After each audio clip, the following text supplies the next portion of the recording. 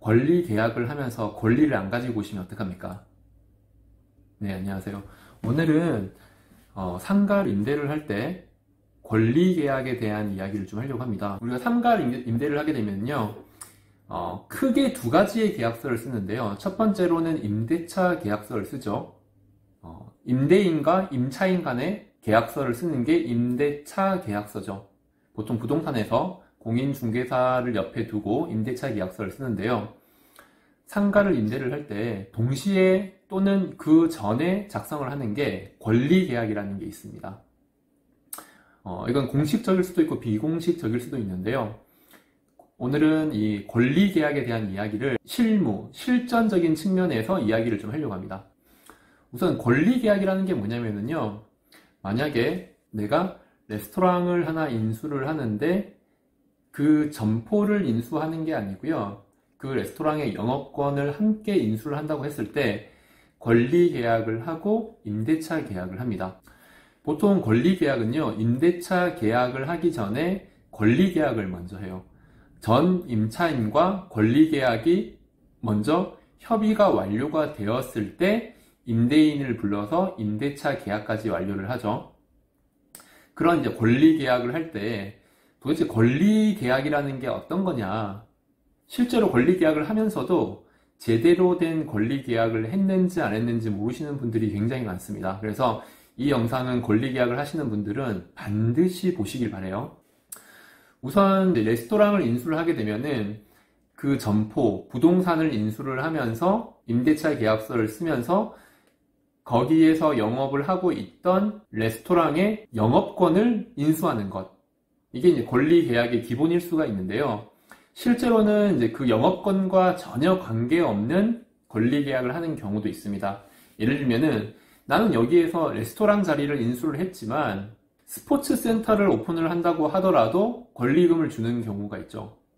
그러면은 그 레스토랑에서 사용했던 집기, 시설, 인테리어 이런 것들이 아무 소용이 없고 그것들을 다 철거를 하더라도 권리계약을 하는 경우가 있습니다. 그것을 보통 바닥권리라고 얘기를 하거든요. 내가 여기에서 쓸 수 있는 게 아무것도 없지만 그래도 내가 여기를 인수하기 위해서 전 임차인에게 줘야 하는 비용, 이걸 이제 바닥권리라고 이야기를 합니다. 만약에 내가 전 임차인의 사업권에는 관심이 없고 그 자리만 필요하다, 그러면은 사실 권리계약은 간단해요. 모든 것은 원상복구를 시키고 또는 내가 원상복구를 하고 권리금에 대한 금액만 전 임차인과 계약을 맺으면 됩니다. 여기까지는 되게 쉬운 부분이고요. 자, 두 번째, 전 임차인의 사업권까지 인수를 하는 권리계약을 할 때는 사실 고려를 해야 되는 것들이 많이 있어요. 자, 첫 번째, 가장 기본적인 인테리어. 권리금을 내고 인수를 하게 되면 그 점포의 인테리어를 그대로 쓴다는 이야기가 될 수가 있거든요. 그러면은 내 권리금에는 그 인테리어가 포함이 되어 있겠죠. 이것은 뭐 굳이 이야기를 하지 않더라도 기본적인 사항이에요. 두 번째, 집기. 예를 들면 레스토랑을 인수를 한다 하더라도 미리 사전에 협의를 하지 않으면 나중에는 약간 분쟁의 여지가 되는 게 집기예요. 레스토랑이라고 한다면 중요한 집기가 주방 집기가 있겠죠. 냉장고, 냉동고, 식기, 세척기, 오븐, 전자레인지 이런 것들이 있는데, 레스토랑을 권리계약을 해서 인수를 한다 그러면 기본적으로 주방 집기를 다 인수한다는 뜻입니다. 그 권리금 안에 포함되어 있다라고 볼 수가 있는데, 그걸 권리계약을 할 때 당연히 명시를 하셔야 돼요. 세 번째, 비품이 있습니다. 큰 집기들 말고요, 여기에 있는 어떤 뭐 종이컵이라든지 소모가 되는 제품들 있잖아요. 뭐 휴지 이런 것들도 다 인수를 하신다 그러면은 그 비품에 대한 부분도 항목을 작성을 하셔야 됩니다. 뭐 뭉뚱그려 가지고 작성을 하셔도 돼요. 여기에 있는 모든 소모품 역시 인수를 한다고. 자, 집기와 비품까지 다 인수를 한다고 했을 때는 분명히 전 임차인에게 짚고 넘어가야 되는 게, 거기에는 개인 품목들이 분명히 있어요. 가장 많은 게 뭐냐면 노트북 같은 거예요. 이거는 매각을 하는 전 임차인도 매수를 하는 현 임차인도 짚고 넘어가지 않으면 나중에 문제가 돼요. 빔 프로젝트, 노트북, 개인 컴퓨터 이런 것들은 이건 내 건데, 이건 제가 그냥 가져갈 건데요. 근데 그거는 계약이 끝난 다음에는 전 임차인은 노트북까지 다 내가 인수한 거라고 생각을 했는데 막상 그걸 들고 가버린다든지 그런 경우가 되게 많습니다. 그래서 개인 품목과 가지고 갈 것들은 미리 정하셔라라고 권리 계약을 할 때 이야기를 하셔야 돼요. 그렇게 해야지 나중에는 모든 집기와 비품을 인수한다고 했는데도 나중에 전 임차인이 이걸 가지고 가려고 하게 되면은 개인 기품이라고 표시를 안 해둔 항목을 전 임차인이 가지고 가려고 하면은 현 임차인은 못 가지고 가게 할 수가 있습니다.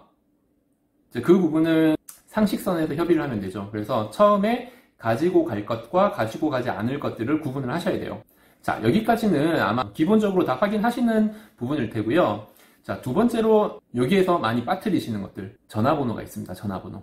전 임차인이 사업을 다른 곳으로 옮겨가기 위해서 점포를 내놓은 것이라고 한다면 전화번호를 가지고 갈 가능성이 큽니다. 하지만 내가 똑같은 레스토랑을 계속 운영을 한다 그러면 전화번호가 바뀌지 않는 게 좋겠죠. 그렇기 때문에 권리 계약을 할 때 전화번호도 인수를 해야 한다고 한다면 항목에 꼭 적으셔야 돼요. 전화번호는 승계를 해야 되는 거죠. 전화번호를 빠뜨리시면 안 되는 거고요. 그리고 고객 리스트도 요구할 수가 있습니다. 레스토랑을 운영을 할 때 지금까지의 모든 고객들의 어떤 관리 차원에서 고객 관리 리스트 같은 게 있을 수가 있죠. 코스에 정리가 되어서 우리가 고객에게 생일 축하 문자를 보낸다든지 할인 쿠폰을 보낸다든지 이런 것들은 다 영업에 활용이 되기 때문에 기존 고객의 리스트도 인수를 한다라는 것을 명시할 필요가 있습니다. 마지막으로 이 부분 빠뜨리게 되면 나중에 굉장히 곤란할 수가 있어요. 지금 간판에 대한 상표권입니다. 지금 인수한 매장에 대한 브랜드가 있잖아요.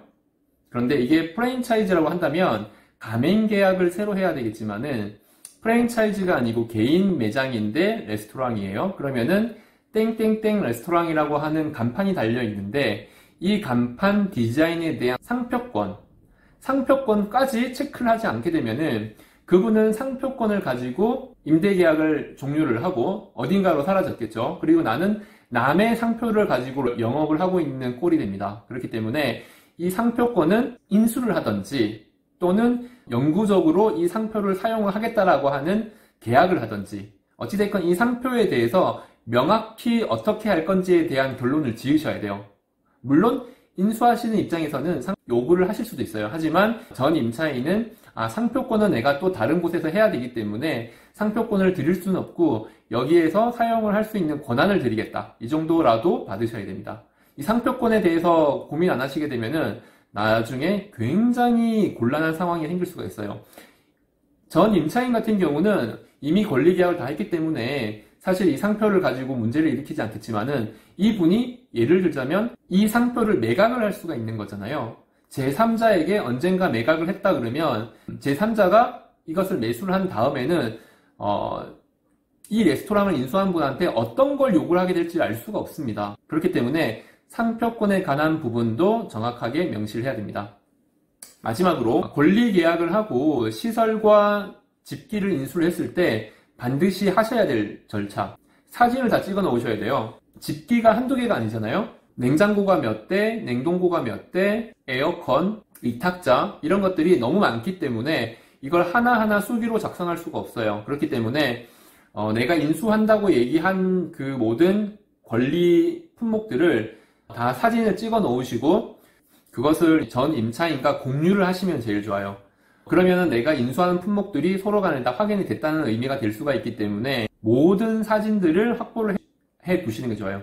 실제로 저 같은 경우도 한번 겪었던 일인데 저희가 모든 주방 집기를 다 인수하는 계약을 한 적이 있었어요. 그런데 막상 저희가 매장에 들어왔더니 냉장고가 2개나 빠져 있는 거예요. 김치 냉장고와 대형 냉동고 이 2개가 제가 인수를 했더니 빠진 거예요, 이미. 그래서 제가 전 임차인에게 전화해서 물어봤더니 그거는 제가 뭐 집에서 잠깐 가지고 온 거였기 때문에 그냥 가지고 갈 거예요 라고 이야기를 하는 경우가 있었습니다.